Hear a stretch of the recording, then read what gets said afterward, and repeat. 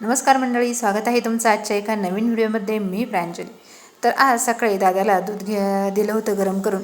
त्याला म्हटलं घरी बनवलेली मी प्रोटीन पावडर आहे ती घेऊन जा, पण त्याची आज इच्छा काय प्रोटीन पावडर घ्यायची नव्हती. मग त्याला थोडंसं चहा टाकून ते दूध त्याला प्यायला दिलं. त्यानंतर काल साफसफाई करताना लक्षात आलं की मसाल्याचा डब्बा खूपच खराब झाला आहे. मग तो घासून घेतला आणि त्याच्यामध्ये मस्त सगळे मसाले व्यवस्थितरित्या ठेवून दिले. आणि काय होतं, आपण जर स्वयंपाक करताना तेलकट हात वगैरे लावून भांडे खराब होतात आणि मग ते जास्तच चिकट वाटते. त्यात मग अशा वेळेस मी काय करत असते, सुट्टीच्या दिवशी मसाल्याचा डबा असेल, तेलाची किटली असेल, असे भांडे घासून घेत असते.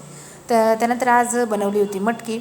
सकाळी सकाळी मस्त छान असं ऊन पडलं होतं. आज कोरडी मटकी बनवली होती. त्याच्यामध्ये मी कांदा आणि टोमॅटो कापून आणि थोडासा शेंगदाण्याचा कूट टाकून मस्त अशी मटकी बनवली होती. आता मी इथं काय करते, भाजी झाल्यानंतर ती भाजी पुन्हा दुसऱ्या एका नवीन भांड्यात काढून ठेवते. आता ही झालेली मला सवयीच आहे. काय होतं मग, त्यामुळं सगळे भांडे व्यवस्थित घासून निघतात. अशी सवय किती जणांना आहे ते मला नक्की सांगा. त्यानंतर सगळं काम आवरून मी आले क्लासमध्ये.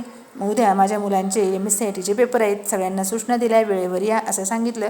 त्यानंतर घरी आल्यानंतर इथं दादाला बनवली गव्हाच्या पिठाची पेस्ट, कारण दाताला टीप बसवल्यामुळं त्याला अजून पण व्यवस्थितरित्या काही खाता येत नाही.